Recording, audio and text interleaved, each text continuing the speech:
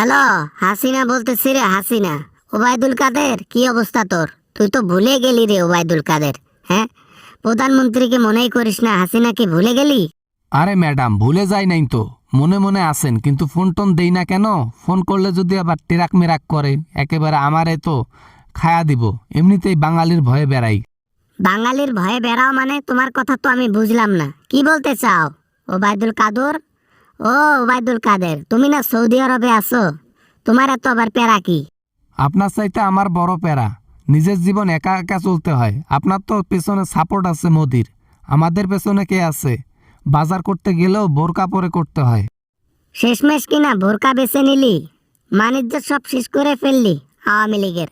আমাকেই যা বলছিস, অন্য কাউকে বলিস না, নাক কাটা যাবে। বাপ রে বাপ।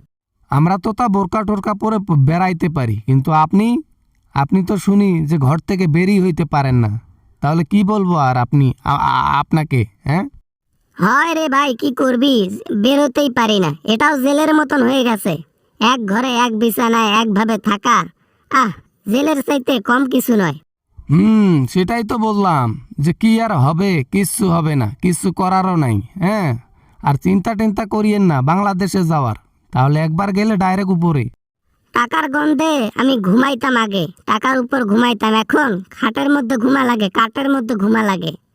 পদবি লাগবে, পদবির নেশায় ঘুম আসে না রাতে।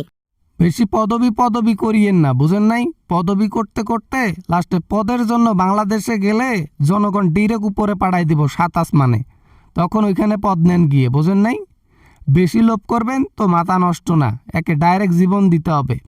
জীবন তো আমি সেদিনে দিতে ধরছিলাম, বাপরে বাপ, কোনো রকমে বেঁচে আসছি, কি আর করার। হোক, সমস্যা নাই, জনগণ আমাদেরকে ছাড় দেবে না জানি, কখনো যাবো না দেশে। বাই।